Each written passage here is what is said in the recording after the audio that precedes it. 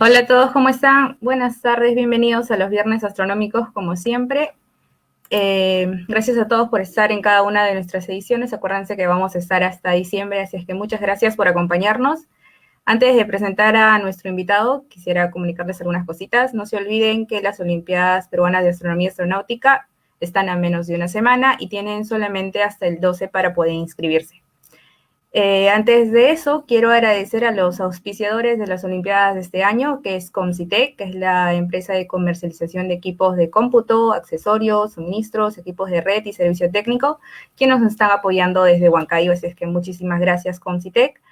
Otro de los auspiciadores que se acaba de unir a la OPEA es Infinitum, que es un grupo de educadores especializados en la preparación de alto rendimiento en ciencias, así es que muchísimas gracias Infinitum también por unirse a la familia de las Olimpiadas.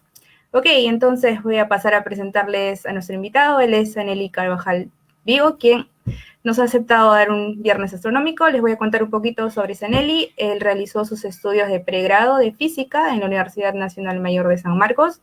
Posteriormente estudió una maestría en física teórica en el Centro Higgs para la física teórica de la Universidad de Edimburgo, en el Reino Unido. Y bueno, él ha participado también en la elaboración de diversos artículos de divulgación científica para el diario El Peruano El Comercio, seguramente han tenido la oportunidad de leerlos, y actualmente realiza sus estudios de doctorado en el Grupo de Física de Altas Energías de la Pontificia Universidad Católica del Perú. Así es que le vamos a dar la bienvenida. La primera vez no pudimos presentarlo, pero esta vez creo que se ha dado la oportunidad. Así es que bienvenidos, Anely, a los Viernes Astronómicos. Puedes empezar con ustedes. Gracias, Lisette. Muchas gracias por la invitación y espero que la charla les agrade, sea del agrado del público. Voy a hablar un poco acerca del papel, como comenta el título, de la belleza en la física fundamental. Es decir, cómo en la física a veces, yo sé que tal vez algunos han escuchado acerca de que la belleza de una teoría, la belleza de una ecuación, es lo que muchas veces impulsa a los físicos o los investigadores a darle más o menor credibilidad a ciertas propuestas, ¿no? Por ejemplo, eso ocurre actualmente con la teoría de cuerdas, que es una teoría, un formalismo matemático muy hermoso, dice muy bello, es una teoría tan bella que no puede ser falsa, ¿no? Eso se escucha bastante. Así que voy a hablar un poco de eso, cómo es que se conecta el concepto de belleza en la física fundamental especialmente, y voy a tratar particularmente del concepto de belleza relacionado a algo conocido como simetrías del espacio-tiempo. Así que voy a comenzar con la exposición. Antes de hablar acerca de belleza en la física, voy a comentar un poco acerca de en sí qué se entiende por belleza, ¿no? En el ser humano, creo que la forma más intuitiva en que el ser humano puede entender la belleza es a través de la belleza física de otros seres humanos, no es lo más elemental. Entonces en la pantalla les muestro tres figuras de tres rostros bastante similares, pero con diferencias muy sutiles. Ahora, no son exactamente iguales. Esas pequeñas diferencias entre esos tres rostros hacen que unos sean más bellos que otros. Así que de repente pueden ver los tres rostros uno por uno y cada persona decidir qué rostro le parece más atractivo, más hermoso, tal vez el de la izquierda, tal vez el del centro o tal vez el de la derecha. Bueno, resulta que el concepto de belleza en el rostro humano incluso se estudia, ha sido estudiado ampliamente y se ha determinado que existen ciertas relaciones matemáticas entre las distancias entre los ojos y entre la distancia entre las pupilas y los labios. Esas relaciones matemáticas entre esas distancias generan que un rostro sea más bello o menos bello. Entonces, si eres una de las personas que eligió el rostro del centro como el rostro más atractivo, estarías de acuerdo con un estudio realizado en el año 2010 por un equipo de investigadores de la Universidad de California que determinaron que existen ciertas proporciones exactas en el rostro humano que hacen que un rostro sea más hermoso. Entonces, estas proporciones son matemáticas, lo cual significa que incluso dentro de la belleza, la estética humana, que usualmente consideramos una cuestión de gustos o consideramos algo propio, no sé, o totalmente alejado de las matemáticas, realmente incluso en ese concepto de belleza ya la matemática está jugando un papel fundamental de manera inconsciente en nuestras mentes. Ahora, uno de los criterios, el más elemental, aparte de las proporciones entre las distancias, uno de los criterios más elementales es el criterio de simetría. Un rostro bello en un ser humano suele estar relacionado, no necesariamente, pero suele estar relacionado con un rostro simétrico. ¿Okay? Por ejemplo, en este rostro del centro, la parte derecha del rostro es exactamente igual a la parte izquierda del rostro. Son un reflejo, como si fuera un espejo. Y eso le da un mayor atractivo, una mayor belleza a ese rostro. Decimos entonces que existe acá una simetría de reflexión. ¿Okay? Una simetría de reflexión es un eje o una línea en la cual se puede ver que se tiene como si hubiera un espejo, ¿no? Al lado derecho, a un lado de esa línea, se tiene una geometría, una figura, y al otro lado de esa línea se obtiene exactamente la misma figura reflejada. Cuando ocurre eso, decimos que esta figura tiene una simetría de reflexión. Y a la línea justamente que define esa simetría de reflexión, que separa ambos lados que son casi idénticos, solo reflejados, se le conoce como el eje de simetría. Esto es importante porque vamos a ver que este eje de simetría, incluso en el rostro humano, que es algo tan trivial, desde el punto de vista matemático por lo menos, también presenta, es importante. Por ejemplo, si uno rompe la simetría de ese sistema físico, para mí el rostro humano lo estoy viendo como si fuera un sistema físico, nada más una figura, obviamente se pierde esa estética, se pierde esa belleza innata, ¿no?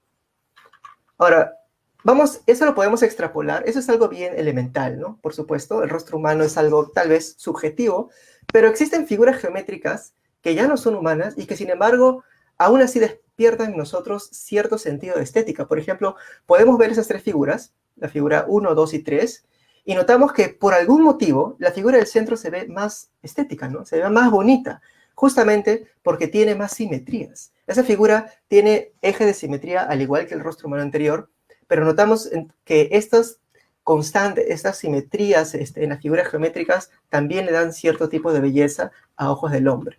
Vamos a estudiar matemáticamente a qué me refiero con esto de las simetrías. Entonces tomemos este triángulo, una figura geométrica de 3 lados, ya muy conocida para todos nosotros.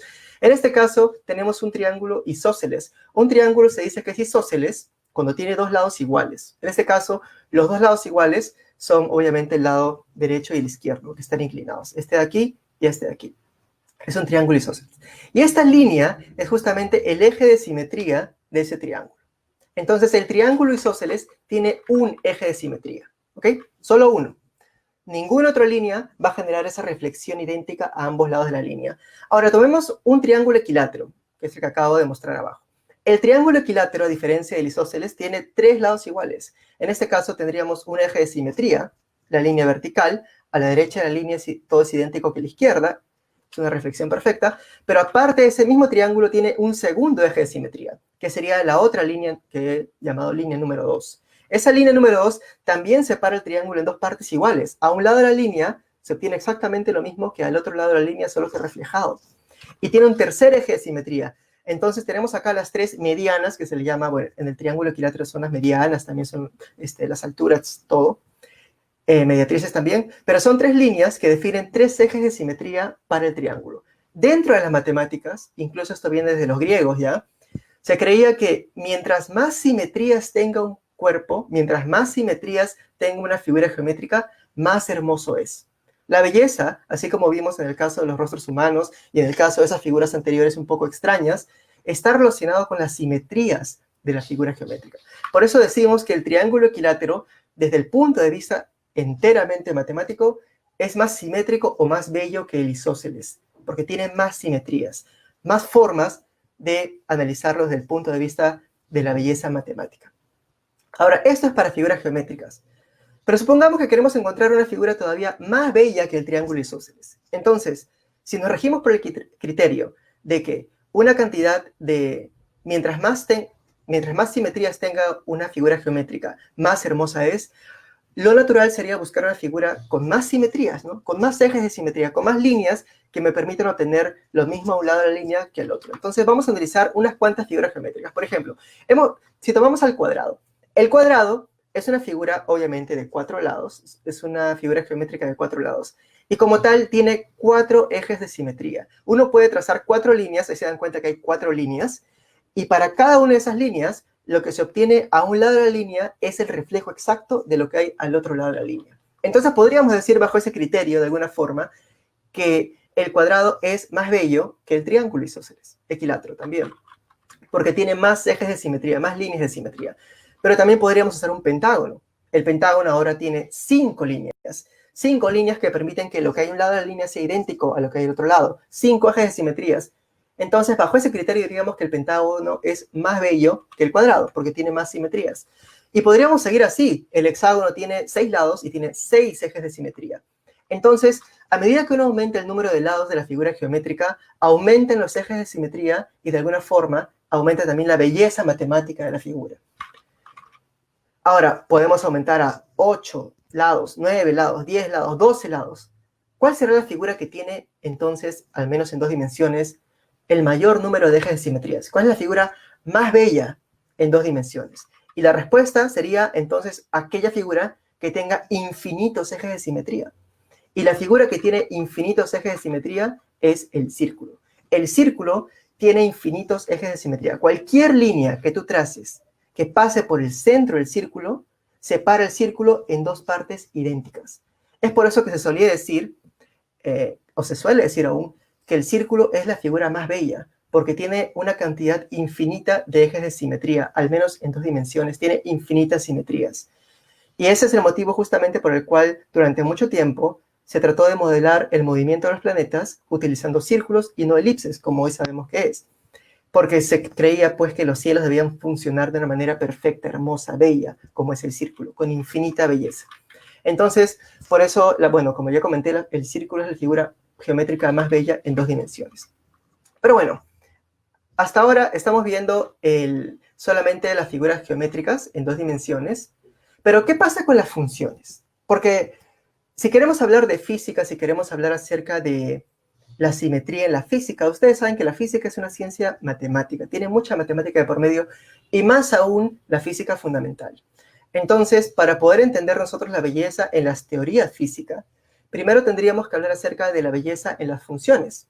Y si conectamos belleza con simetría, habría que ver si tiene sentido o no hablar acerca de si una función puede o no tener simetrías, para determinar qué tan hermosa es una función, qué tan bella es una función.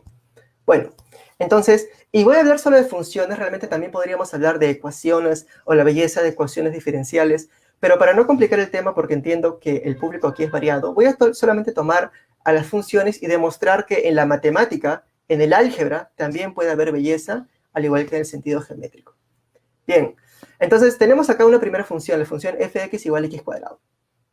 La función f de x igual a x cuadrado es una función que básicamente transforma un número x en el mismo número, pero elevado al cuadrado. Por ejemplo, si el x fuera 1, el valor de la función sería 1 al cuadrado, que es 1. Si x fuera 2, 2 al cuadrado es 4, y así van cambiando el resultado de la función. Entonces vamos a colocar acá en el eje horizontal en los valores positivos y negativos de los números reales. Bueno, acá solamente números enteros para hacerlo más simple.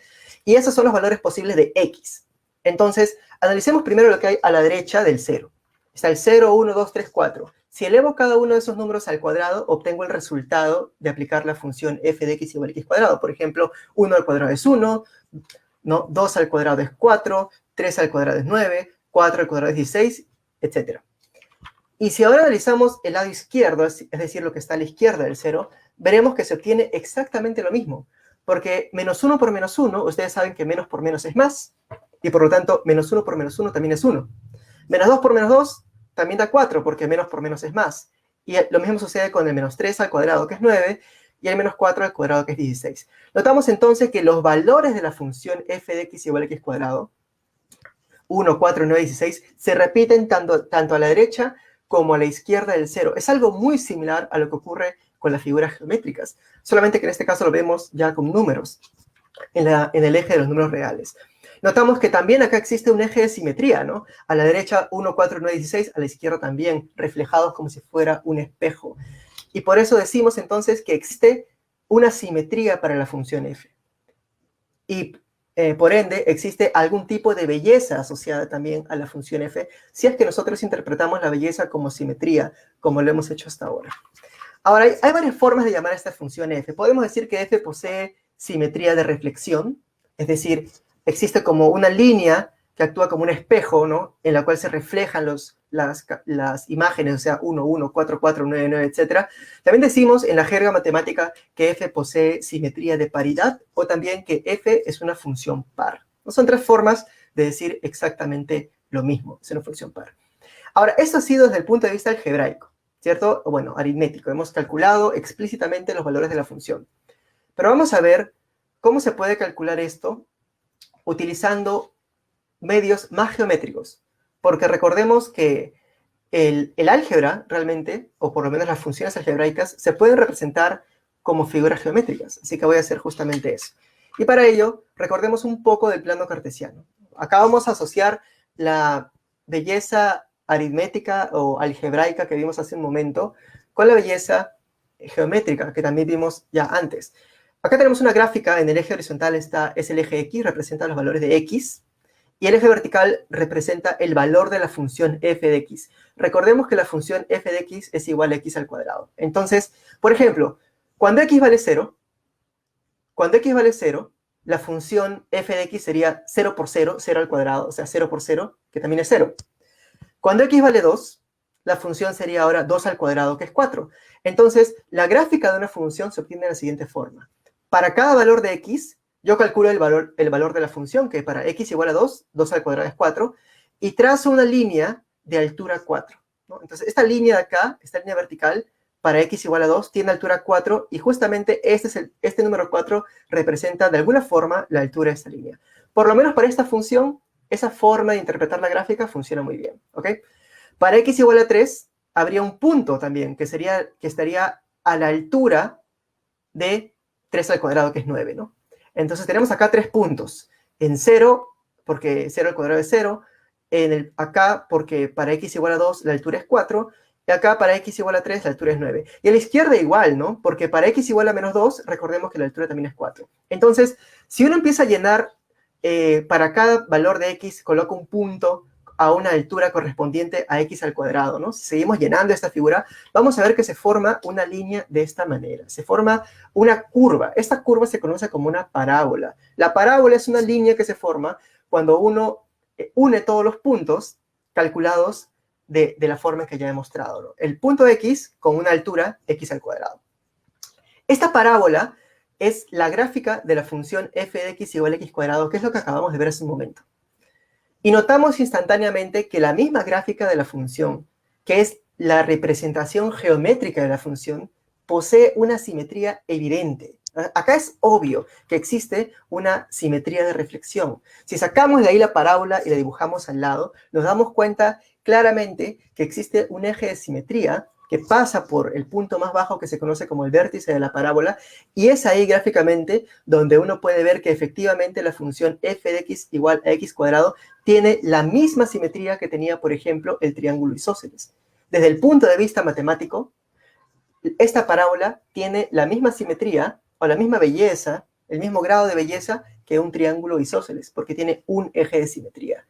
Entonces, son una manera más, digamos, geométrica de reconocer cómo en una función puede aún así hablarse de belleza matemática, ¿no? Así que uno puede graficar muchos tipos de funciones. Si quieren, pueden graficar una cantidad, la que quieran, y analizar si existen o no simetrías en la función, si existen ejes de simetría, y de acuerdo a eso determinar qué tan bonita es una función. Bueno, pero la simetría de reflexión que he mostrado hasta ahora no es el único tipo de simetría que existe. Existe otro tipo de simetría que tal vez es un poco más fundamental, que se conoce como la simetría de traslación. Así que vamos a hablar de ese tipo de simetría.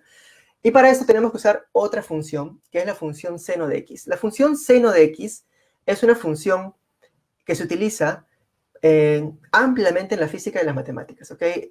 Tal vez la aplicación más importante de la función seno y la función coseno es en las transformadas de Fourier, que tal vez algunas personas aquí las conocen, ¿no? Las transformadas de Fourier son una base de la física fundamental también, y por eso toman tanta importancia las funciones seno y coseno. Vamos a ver esta función seno. Ahora, la función seno tiene, aparte de la simetría de reflexión, porque ustedes también, si quieren, pueden acá crear un eje de simetría vertical, ¿no? Es decir, acá trazo una línea vertical y lo que hay a la izquierda es parecido a lo que hay a la derecha. Correcto, pueden hacer eso. La función seno también tiene simetría de reflexión. De hecho, tiene infinitos puntos de simetría de reflexión, por lo tanto es infinitamente bella de por sí, pero tiene además una simetría extra, que es la simetría de traslación. Por ejemplo, analicemos esta porción de la función seno de x, ese cuadrado, ese bueno, rectángulo realmente, que representa una porción nada más de la función seno. Esta es la gráfica de la función seno, ¿no? Entonces, si se dan cuenta, ese cuadrado se repite a la derecha. Si ustedes se dan cuenta, lo que está aquí en este cuadrado aparece exactamente igual aquí a la derecha, aquí. Y luego eso se vuelve a repetir también aquí, por acá. Y a la izquierda también, lo que está en este cuadrado se repite acá nuevamente, y se repite acá nuevamente, y así hasta el infinito, porque por si acaso la función no acaba aquí, sigue hasta el infinito, solamente que obviamente no puedo dibujar una gráfica infinita, ¿no? Y a la derecha también sigue infinitamente. Y lo más interesante de esta función es que si yo puedo mover a la función, mover a toda la función, y obtener exactamente la misma gráfica. Vamos a ver cómo. Yo muevo la función hacia la derecha, y la gráfica no cambia.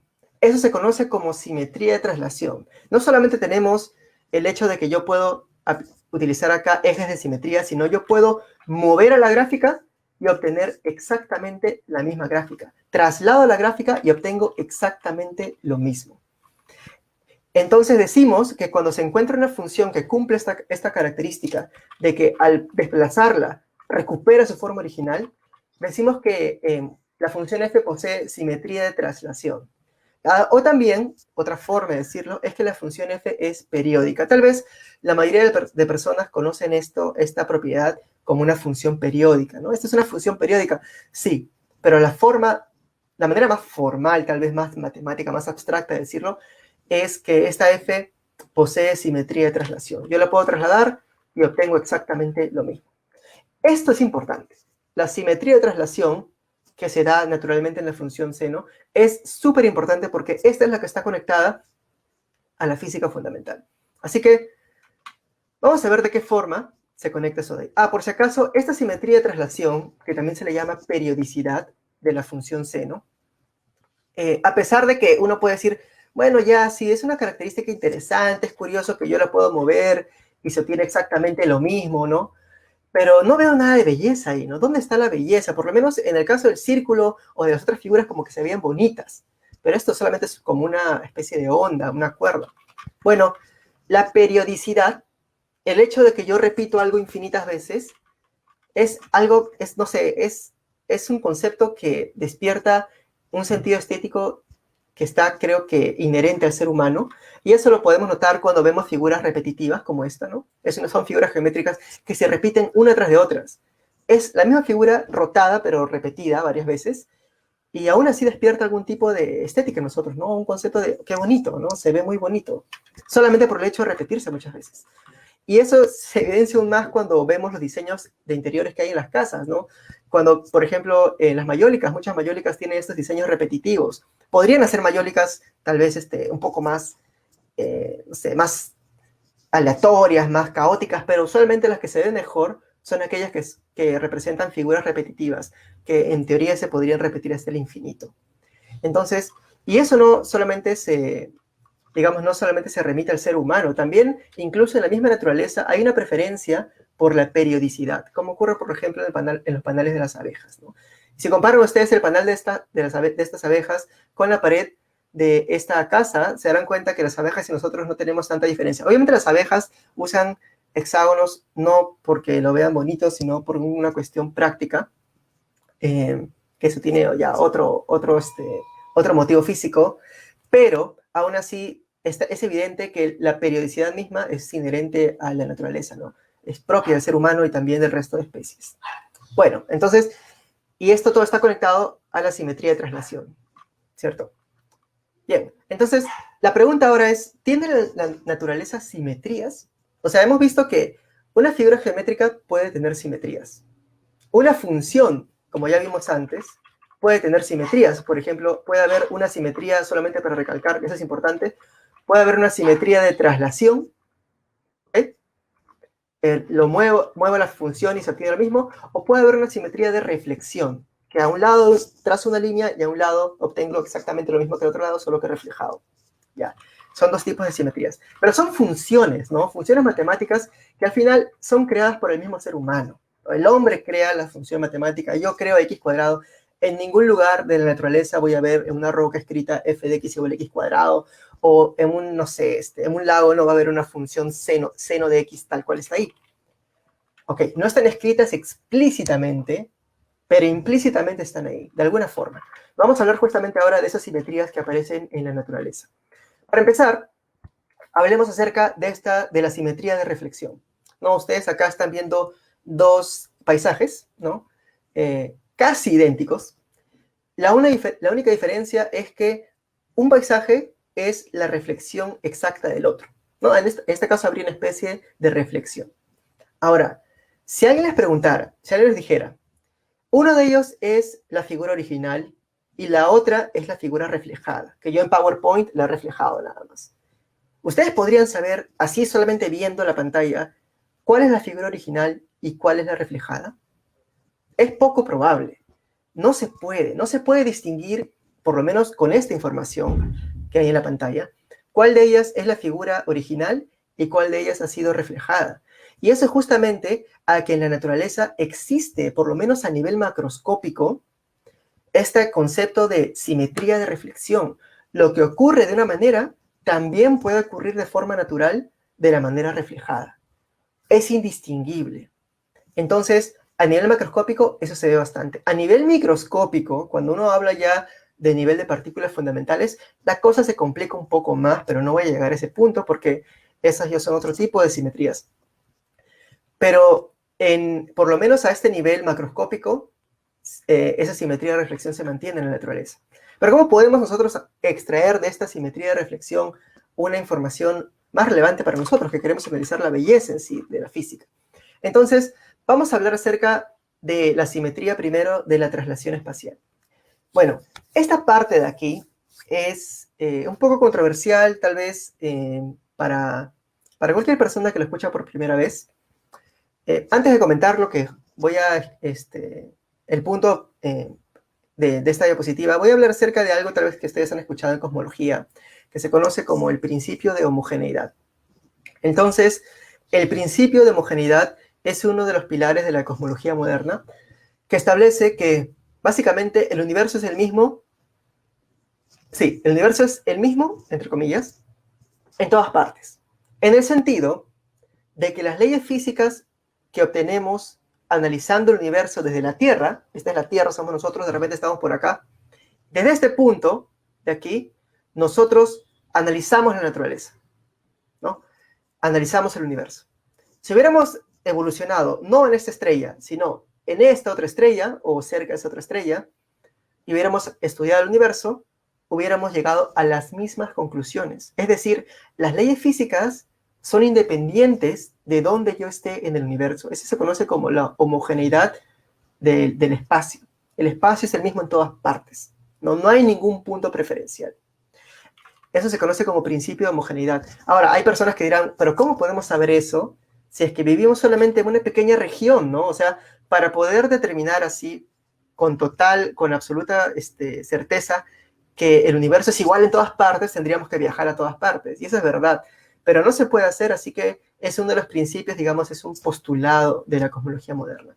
Y eso está de alguna forma relacionado a lo que se conoce en física como la simetría de traslación espacial, que básicamente establece esto, que las leyes físicas son invariantes ante traslaciones espaciales. Te lo voy a volver a repetir. Las leyes físicas son invariantes ante traslaciones espaciales. En español, en castellano, significa que si yo estoy en este planeta, por acá, y hago un experimento, y obtengo una ley física, ojo, una ley física es una cosa muy distinta a un resultado de un experimento. Una ley física podría ser, por ejemplo, fuerza igual masa por aceleración, ¿no? Es una ley física. O otra ley física podría ser, de repente, la ecuación de Schrödinger.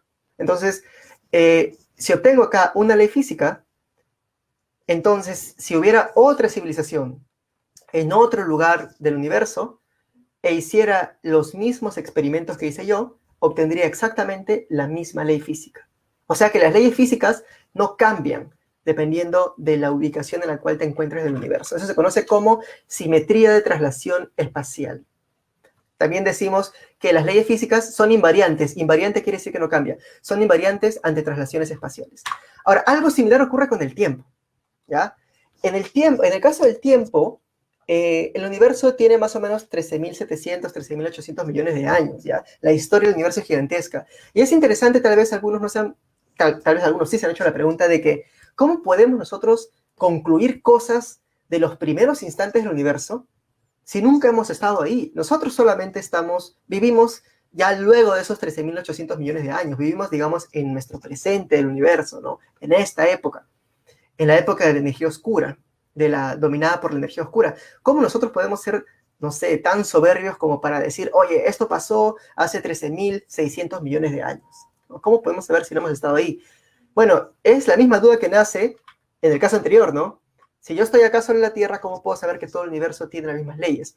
Bueno, también es uno de los principios de la física, ¿no? Que se conoce como simetría de traslación temporal. Es decir, las leyes físicas, ojo, no cambian con el tiempo. El universo puede cambiar con el tiempo, o sea, la distribución de materia puede cambiar con el tiempo, la distribución de energía puede cambiar con el tiempo. Por ejemplo, tenemos periodo inflacionario, luego dominó la radiación cósmica, bueno, apareció la radiación cósmica de fondo, se formaron las galaxias. El universo ha evolucionado, ha cambiado mucho, pero sus leyes no.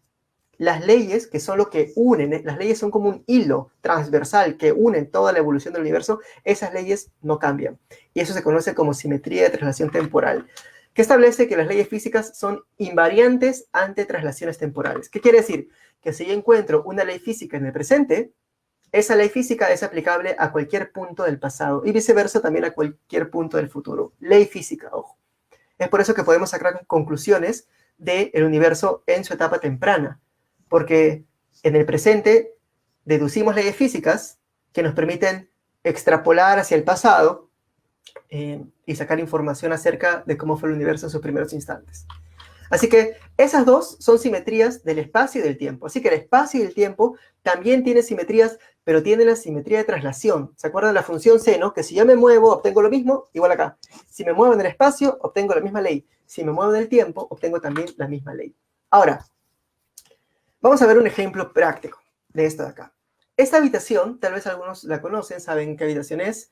Esta es la habitación, es una foto real de bueno, es el mismo lugar, es la misma habitación. La cama es otra, el escritorio es otro, pero es el lugar donde Isaac Newton, en el año 1666, tuvo lo que se conoce como su annus mirabilis, ¿no? El año en el cual estuvo ahí refugiado, cerró la Universidad de Cambridge, y Newton ahí desarrolló, digamos, las leyes de movimiento y toda la física por la cual se le conoce actualmente, ¿no? En ese año, entre 1665 y más que todo 1666. Entonces, él fue exactamente en esa habitación. Obviamente no con esa silla, no con ese escritorio, ¿no? Porque, bueno, está ambientado, es un museo ahora. Entonces, él lo hizo, esta habitación, esta villa donde él vivía, está ubicada en Grantham, en Reino Unido. Y, bueno, como comenté ya, lo realizó en 1666. Y él realizó estos experimentos y una de las conclusiones a las cuales llegó fue que cuando se le aplica una fuerza a un cuerpo, la fuerza resultante genera una aceleración, ¿cierto? Y, bueno, estableció la famosa segunda ley de Newton, fuerza resultante igual masa por aceleración. Ya, esta es una ley física que se dio en un lugar del espacio, Grantham, Reino Unido, y se dio en el año 1666. Ya, un espacio y un tiempo, una ubicación espacial y una ubicación temporal, y se dedujo a partir de experimentos y de cálculos matemáticos, obviamente, se dedujo esa ley física. ¿Qué hubiera pasado si Newton, en lugar de haber realizado su experimento y su análisis en Grantham en 1666, lo hubiera hecho en el Cusco, Perú, en Machu Picchu, digamos, en la cima de Machu Picchu, en el año 1450, que es el año aproximadamente en el cual se cree que se construyó Machu Picchu? Entonces, algo hubiera cambiado.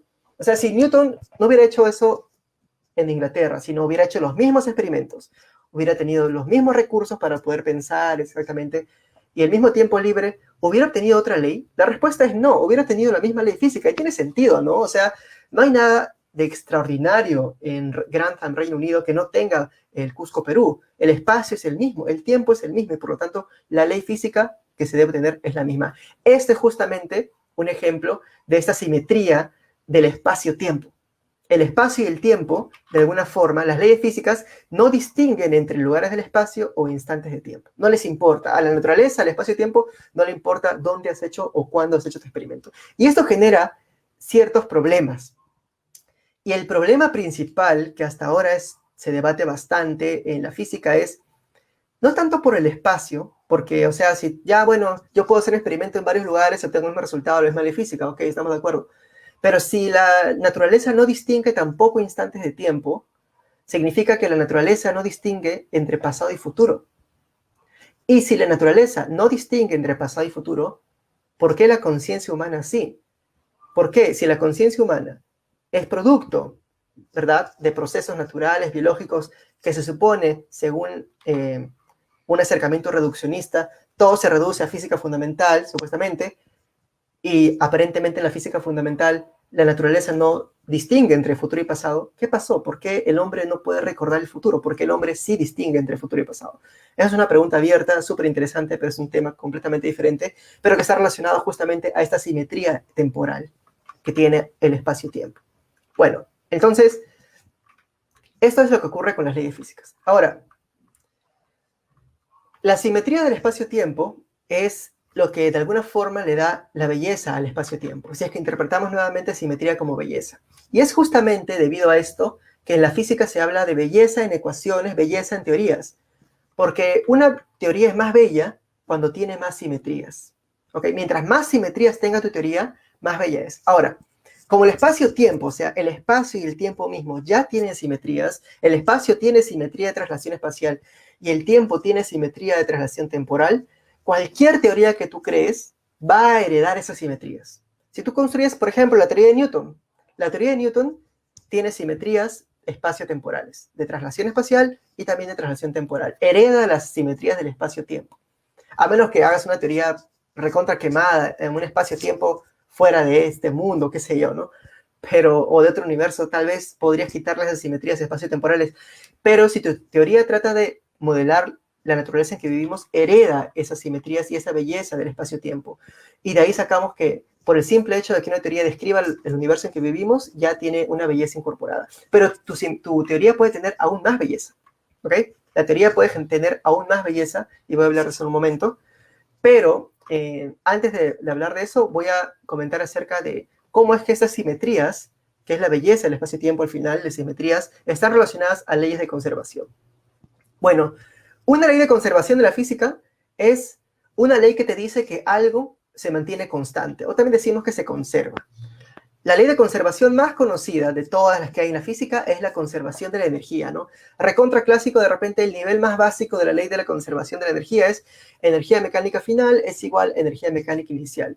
Claro, en ausencia de fuerzas no conservativas, ¿no? Si no hay fuerzas no conservativas, o si el trabajo de las fuerzas no conservativas es nulo, bueno, bajo esas condiciones, la energía mecánica final es igual a la energía mecánica inicial. Pero lo cierto es que en la física, la energía total siempre se conserva. La energía total inicial siempre es igual a la energía total final. Es una ley de conservación. Durante mucho tiempo se pensó pues que esta ley de conservación de la energía era una característica del universo, ¿no? Que así es el universo. ¿Por qué se conserva la energía? No sé, pues ¿por qué? Porque se conserva, ¿no? Y se pensó mucho tiempo que era así, ¿eh? Hasta que se demostró que realmente las leyes de conservación, la conservación de la energía, por ejemplo, no es una casualidad, no es una cosa aislada, no es una cosa simplemente que se da porque sí, es una consecuencia de las simetrías del espacio-tiempo. O sea, el hecho de que existe el espacio y el tiempo, y el hecho de que estas entes espaciotemporales tengan esas simetrías intrínsecas, generan que se conserve, por ejemplo, la energía. Entonces, la persona que demostró que las simetrías están conectadas a las leyes de conservación se llamó Emmy Noether, y ella, la matemática más grande de su tiempo, y la que ha tenido, obviamente, uno de los en general, las mentes matemáticas más grandes de todos los tiempos, ¿no? No me refiero solo a mujeres, las mentes matemáticas más grandes de todos los tiempos, y tal vez la que ha influido más en la física teórica de todas, definitivamente ha sido Emmy Noether. El teorema de Noether es un teorema muy bonito, muy, muy bonito, que conecta las simetrías de un sistema físico, por ejemplo, la simetría de tu triángulo, o la simetría de la parábola, o la simetría a través del espacio-tiempo, si es que tienes ya un sistema físico analizado matemáticamente, con leyes de conservación. Ella demostró que las leyes de conservación no son casualidad, nacen de las simetrías de los sistemas físicos. Obviamente no voy a hablar en detalle de la matemática detrás del teorema de Noether, porque eso ya solamente lo ven los interesados en hacer física teórica, pero el teorema es muy bonito y demuestra ella totalmente de que existe esta conexión entre leyes de conservación y simetrías, ¿no? Para empezar, por ejemplo, ¿ya? Hablemos de la conservación de la energía. Entonces, la ley de la conservación de la energía mecánica final es igual a inicial, proviene de una simetría del espacio-tiempo, proviene de la simetría de traslación temporal. O sea, del hecho de que la naturaleza, por algún motivo, no distingue entre pasado y futuro. No, el hecho de que la naturaleza no distinga entre hoy, mañana, ayer, de acá a 100.000 millones de años o hace 3.800 millones de años, ese concepto de invariancia ante traslaciones temporales, esa simetría, provoca que la energía se conserve. Si es que la naturaleza pudiera distinguir de alguna forma, ¿no? Si es que las leyes físicas, cuando digo naturaleza me refiero a las leyes físicas, matemáticamente hablando, si es que las leyes físicas pudieran distinguir entre pasado y futuro, la energía no se conservaría, pero se conserva debido a eso. Y la cosa no acaba ahí. También tenemos que tal vez algunos saben que existe otra cantidad llamada conservación del momento lineal. El momento lineal es otra cantidad física que se calcula multiplicando la masa de una partícula por su velocidad. Y esta conservación del momento lineal, que seguramente algunos ya han visto en la universidad, también está relacionada con una simetría del espacio-tiempo, que es la simetría espacial. O sea que el espacio es homogéneo. El hecho de que el espacio sea el mismo en todo punto, que no haya ningún punto preferencial en el universo, o sea que no haya un centro de repente en el universo, es lo que genera que el momento lineal se conserve, que la cantidad de movimiento se conserve. Y por último, el momento angular, que tal vez algunos también lo han visto, eso menos todavía habrán visto el momento angular. La energía, de hecho, que la mayoría, el momento lineal muy pocos y el momento angular aún muchos menos, muchas más personas. Está relacionado también con la simetría de rotación espacial, es decir, que el espacio es isotrópico, que también es un punto controversial. La isotropía del espacio, del universo en general, establece que si yo miro, digamos, me paro en el polo norte y miro el universo y saco conclusiones de ahí, y luego me paro en el polo sur, miro el universo y saco conclusiones de ahí, y me paro en diferentes lugares de la Tierra y miro en diferentes direcciones, si yo saco un promedio de todas las direcciones, digamos, o en cada dirección saco un promedio de los eventos obtenidos, no voy a encontrar una diferencia entre direcciones. Es decir, mirar las características del universo en una dirección son las mismas que las características del universo en otra dirección. Y eso se conoce como la isotropía del espacio. Y por eso decimos que el espacio es isotrópico. Ahora, a nivel de experimentos en tu casa, significa que yo puedo hacer un experimento acá en mi casa, puedo girar la mesa, de repente 90 grados, hago el experimento otra vez y el resultado, la ley física no va a cambiar. La ley física obtenida no va a cambiar. Y justamente esta es la gran contribución que hizo Emmy Noether. Ella demostró que realmente todas las cantidades que se conservan en la física provienen de características del espacio y del tiempo, de estos entes tal vez un poco abstractos, pero reales a la vez, que están todo el tiempo presentes, ¿no? Y que determinan nuestras vidas. El tiempo, por lo menos para el ser humano, el tiempo es el factor que determina toda su vida, ¿no? Porque el ser humano tiene un tiempo de vida finito, entonces el tiempo no es trivial para nosotros. Y el mismo tiempo tiene características intrínsecas, que ya no dependen del hombre. Bien, entonces, estas son justamente las simetrías de las que quería hablar, y esas justamente son las simetrías de las que habló Emmy Noether. Ahora, las que acabo de mencionar son simetrías del espacio-tiempo. Entonces, por lo menos el espacio-tiempo tiene esas simetrías, traslación espacial, temporal y también de rotación. Yo puedo rotar un experimento y la cosa no va a cambiar. Y eso es lo que le da belleza a las teorías físicas. Al menos hay 3, digamos. ¿Ya? Pero existen más. Existen otro tipo de simetrías que se conocen como simetrías intrínsecas o simetrías internas. Estas simetrías internas ya no son del espacio-tiempo, ya no son generales. Las del espacio-tiempo están en todas las teorías, sino son propias de cada teoría. Por ejemplo, la teoría general de la relatividad, no sé si han escuchado que es una teoría bella y hermosa, la teoría general de la relatividad, la teoría de Einstein de la gravitación. Esa teoría tiene simetrías también internas. Tiene simetrías, bueno, sus simetrías son del espacio-tiempo, pero son más complejas, son más ricas, tienen una mayor cantidad son simetrías más generales, sus transformaciones son más generales, y esas simetrías, como tiene más simetrías, por eso se suele decir que la teoría es más hermosa.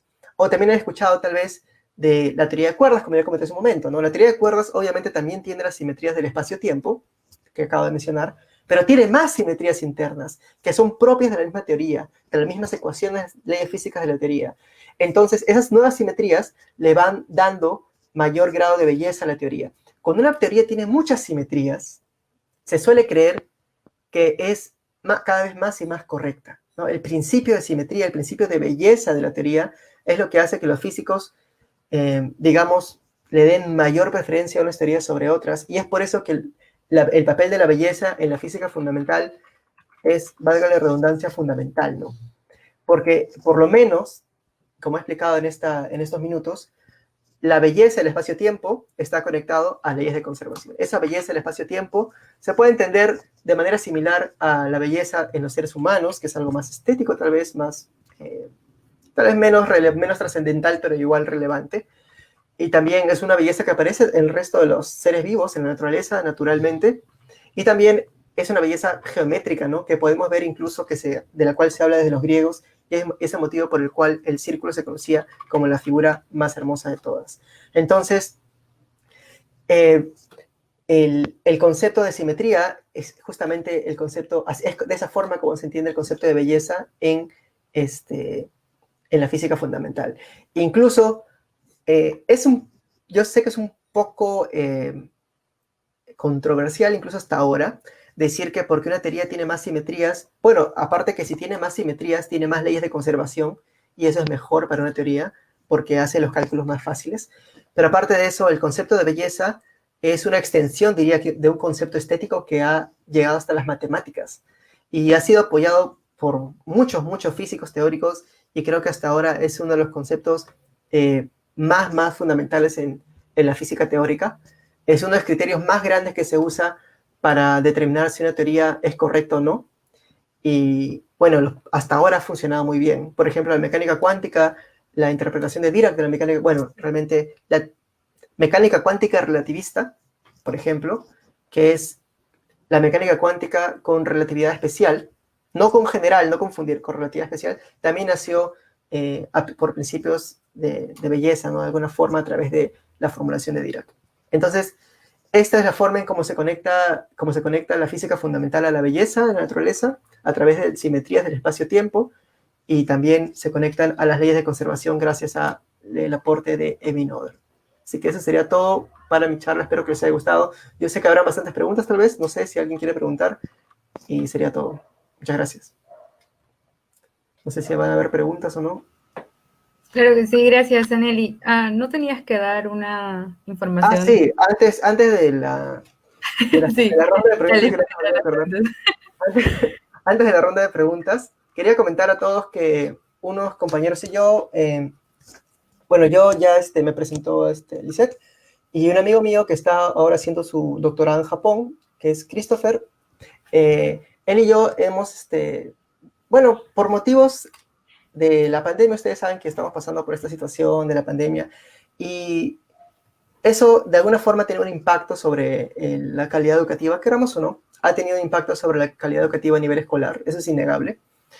Y también ha puesto en evidencia que el Perú, como todos sabemos, ya lo sabemos desde hace mucho tiempo, el Perú es un país que lamentablemente siempre está detrás, ¿no? Casi en la cola en educación, ¿no? Ahora, hay instituciones que se esfuerzan por hacer que eso cambie. Una de ellas es Space, por ejemplo, y muchas otras más que buscan cambiar eso, ¿no? Entonces, mi compañero y yo estamos lanzando, él está en Japón ahorita, lo va a hacer conmigo, obviamente online, todo yo lo voy a hacer acá desde Perú. Estamos lanzando un club de competencia científica.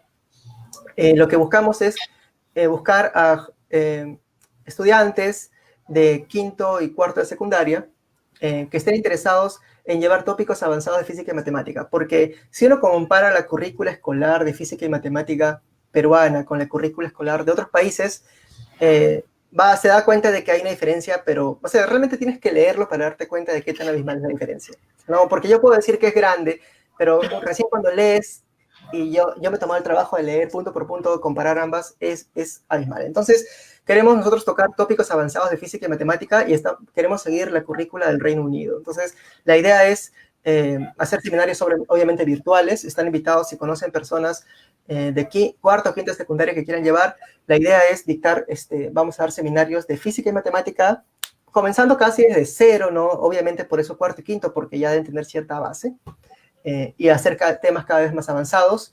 También y enseñar la teoría, enseñar y además acompañar eso de simulaciones computacionales. Para eso también queremos dar talleres de Python, programar en Python, que es gratis, por eso lo vamos a usar. A medida que avanzamos a lo largo de las semanas. Y por último, vamos a hacer nuestra idea es hacer un proyecto final de investigación científica en coordinación con una universidad peruana, probablemente San Marcos. Vamos a coordinar eso en los próximos días. Entonces, nuestro plan es justamente darle la oportunidad a alumnos talentosos, a estudiantes talentosos de cuarto y quinto de secundaria, a tener una educación un poco más fuerte, un poco más exigente y tal vez más interesante también, a un nivel mucho, mucho mayor. Así que las personas que estén interesadas, manden un correo a la dirección que está ahí, es clubdecompetenciacientífica@gmail.com. Así que estamos esperando los correos y de acuerdo a eso vamos a decidir toda la estructura, ¿no?, del programa. Ok, gracias, Anel. Creo que es una muy buena idea. Así es que, chicos, están súper invitados.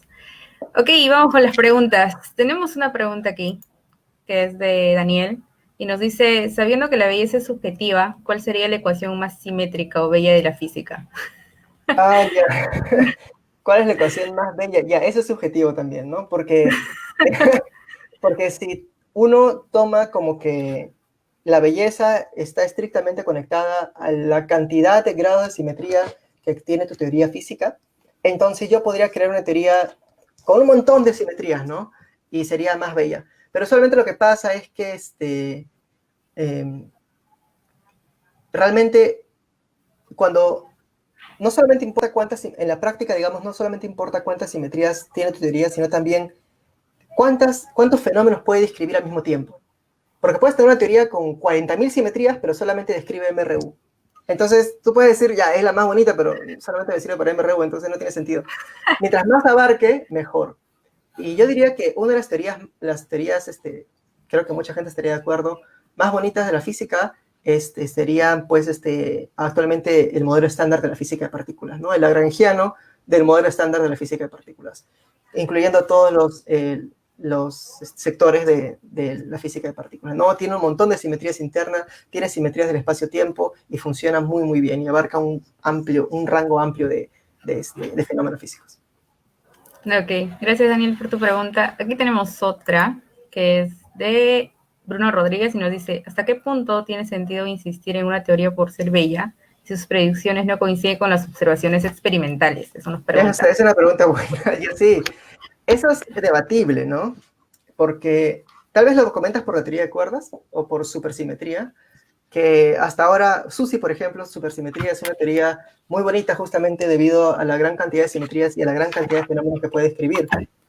Pero también es cierto que las predicciones que hace, o sea, no es que esté totalmente alejada de la realidad, tiene predicciones correctas, pero no satisfactorias como para establecerla como una teoría, como un modelo estándar, ¿no?, de la física. Entonces, ¿hasta qué punto? Ya eso depende muchas veces de la comunidad, ¿no? Realmente la comunidad científica es la que al final decide a través de los años, ¿no? Yo personalmente creo que el criterio de belleza es importante, pero como comentaste, tampoco debe cegarnos la belleza, ¿no? Uno no puede dejarse cegar por la belleza simplemente, ¿no? Porque al final, como decía Feynman, la naturaleza siempre tiene la última palabra, ¿no? Tú puedes tener la teoría más hermosa, él decía eso, ¿no? La más hermosa, la más bella, tú ves esa teoría y te enamoras, pero si no coincide con el experimento, no sirve de nada. Entonces, ese es el detalle. Ok, gracias Bruno por tu pregunta, gracias Anneli por responder. Aquí tenemos otra que está súper larga, que es de Adrián Díaz, y dice, hace unas semanas salió un estudio en astronomía y astrofísica, calculó la constante de Hubble en diferentes direcciones del universo y vieron que no es igual, dice, indicando que el universo no sería isotrópico. ¿Eso haría que el universo sea menos bello? Nos pregunta Adrián. Sí, desde el punto de vista de la simetría, sí. Un universo no isotrópico sería un universo menos bello, ¿no? Es como tener a ver. Bueno, bello desde el punto de vista matemático, ¿no? Obviamente si miras el cielo siempre va a ser bonito, ¿no? Pero a escala cosmológica, si analizas la escala cosmológica, obviamente sería por ese punto menos bello, ¿no? Sería como tener esto de acá, ¿no? Estas tres figuras, ¿no? Si ves las tres figuras, ¿cuál te parece más bonita? Entonces, habrá gente que dirá la de la izquierda, bueno, unos pocos, ¿no? Pero la gran mayoría dirá que es la del centro. El centro es la figura más bonita. Y efectivamente, ¿no? Y justamente ese experimento que tú mencionas, esa tensión, esa discordancia entre los valores de la constante de Hubble, es un problema actual en el modelo cosmológico moderno, ¿no? No se sabe por qué. No se sabe por qué existe esa diferencia entre los valores de la constante de Hubble y se puede interpretar, por ejemplo, como un universo no isotrópico. Creo que no es la única interpretación, pero es un problema que la cosmología debe resolver. Y ahora puede ser que realmente, ahí viene el detalle, ¿no? Puede ser que efectivamente el universo no sea isotrópico, o sea que realmente el universo sea como esta figura de la izquierda y no como la del centro, o sea, sea un poco más feo, o puede ser que la teoría está mal. Puede ser que el universo sí sea isotrópico, pero el modelo que estamos usando es incorrecto, y eso nos hace creer que no es isotrópico. Entonces, hay dos posibilidades, habría que esperar a ver. Sí, la verdad es que en ciencias no se sabe. Ok, No, aquí tenemos otra pregunta. Gracias, Adrián, por tu pregunta. Aleir nos pregunta, ¿qué explicación podríamos destacar de un fenómeno que no respete ninguna de las simetrías establecidas? si haces un experimento y obtienes un resultado que no respete ninguna simetría, o toda la física está mal o tu experimento está mal. Realmente no hay otra salida. Es por eso que por eso se hacen tantos experimentos a gran escala, ¿no? Miles de millones de dólares o de euros en el CERN, por ejemplo. Ellos están probando fenómenos, realmente en el fondo están probando la existencia de nuevas simetrías. O sea, cuando propones una nueva teoría, casi siempre tu nueva teoría o tu nuevo componente o agregas algo a la teoría existente, eso que agregas puede incluir una nueva simetría. Entonces estás probando si esa nueva simetría existe o no. Ahora, ¿qué pasa si este experimento resulta, como tú dices, ¿no? Que no respete ninguna simetría? Es poco probable que encontremos algo así. Felizmente hasta ahora no, pero se tumbaría toda la física, ¿no? Tendríamos que reconstruir toda la física, o sea, desde cero. Sí. Sí, definitivamente. Gracias, Aleir. Ok, aquí tenemos una pregunta que es de Rodrigo Quisperomeño. Nos dice, ¿existen leyes fundamentales comprobadas que no cumplan este principio común de simetría? No, por lo menos las simetrías del espacio-tiempo que he mencionado ahora, estas simetrías del espacio-tiempo, estas están en todas las teorías físicas, todas. No existe teoría física que no tenga simetrías del espacio-tiempo, todas. Por eso se llaman simetrías globales, se le llama así. Ok, gracias Rodrigo Quispe. Creo que podemos buscar una más, no sé si esta dice, ¿qué tantas diferencias en la simetría existen entre la física newtoniana y la relativista? Ya, ahí ¿se acuerdan cuando comenté lo de transformación? Bueno, la traslación, ¿no? Simetría de traslación. Entonces, a esto se le conoce como una transformación. Yo estoy agarrando la función y la estoy moviendo, ¿no? Eso se conoce también matemáticamente como una transformación. La muevo.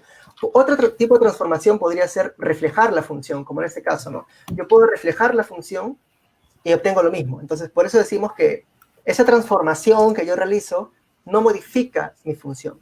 Ya, ahora, eso es importante porque en la teoría de Newton y la de Einstein, que es lo que preguntaba, me parece, Alex, la teoría de Newton tiene simetrías, por ejemplo, las del espacio-tiempo, y tiene una simetría más que se llama, decimos que hay una transformación más que no modifica la teoría, que mantiene la teoría igual, que se conoce como transformación de Galileo. La transformación de Galileo también se conoce como cambio de sistema de referencia. Yo cambio de sistema de referencia de un objeto que se mueve, ahora me estoy moviendo en un carro y veo desde afuera de la pista lo que pasa, entonces yo puedo ver los fenómenos desde dentro del carro o puedo ver los fenómenos desde la pista. Cambio mi sistema de referencia, ¿no? Un sistema de referencia puede ser el móvil, el carro y otro la pista, parado en la pista. Entonces, la teoría de Newton es invariante ante transformaciones de Galileo. Tiene esa simetría ante transformaciones de Galileo, por decirlo de alguna forma. La de Einstein, no. La de Einstein es diferente. Tiene otro tipo de simetrías. Es más, son simetrías más generales, en las cuales un caso particular es la transformación de Galileo. Y esas simetrías diferentes, esas transformaciones más generales se conocen como transformaciones de Lorentz. Y las transformaciones de Lorentz son muchas más y engloban muchos fenómenos, uno de los cuales es la transformación de Galileo. Por eso, la teoría de Einstein es más hermosa porque tiene más simetrías que la de Newton. Ok, gracias Anneli por la respuesta y gracias a Alex, a Pari por la pregunta. Yo creo que podemos terminar ahí. No sé si sí, porque no veo más preguntas o no las encuentro, son varios comentarios. De todas formas, quería agradecerte, Saneli, por la charla, súper didáctica, así es que yo creo que todo el mundo se ha ido con algo, si no es con todo lo que hoy día nos has explicado sobre la belleza fundamental. Antes de irnos, no sé si quieres decir algo, comentar algo. No, bueno, gracias por la invitación obviamente a Space, es un gusto, espero que se haya, como dice Lisette, se haya captado algo. Y nuevamente para las personas interesadas, el correo es clubdecompetenciacientífica@gmail.com. Así que sería todo. Muchas gracias por la invitación. No, a ti, Saneli, a ti, más bien por siempre acompañarnos en cada uno de los llamados de los viernes astronómicos para dar una charla. Creo que ya abusamos, David, pero bueno, gracias. Ok, antes de irnos, como siempre, quiero agradecer a Concitec por su auspicio en las Olimpiadas, que es una empresa de comercialización de equipos de cómputo, como les dije, desde Huancayo, que viene apoyando a la OPEA, y también a Infinitum, que es un grupo de educadores especializado en la preparación de alto rendimiento en ciencias. Muchas gracias a todos por seguirnos siempre, todos los viernes astronómicos. Muchas gracias a ti, Saneli, por esta excelente charla. Otra cosita más que les quiero agregar es que el video que han estado preguntando en los comentarios, si se guarda en la página, también lo vamos a subir a Facebook, así que la pueden checar ahí. A YouTube, el YouTube de Space UNMS, así es que todas las plataformas están con ese mismo nombre y lo pueden encontrar ahí. Gracias, chicos, nos vemos hasta el próximo viernes astronómico. Cuídense mucho, nos vemos, chao.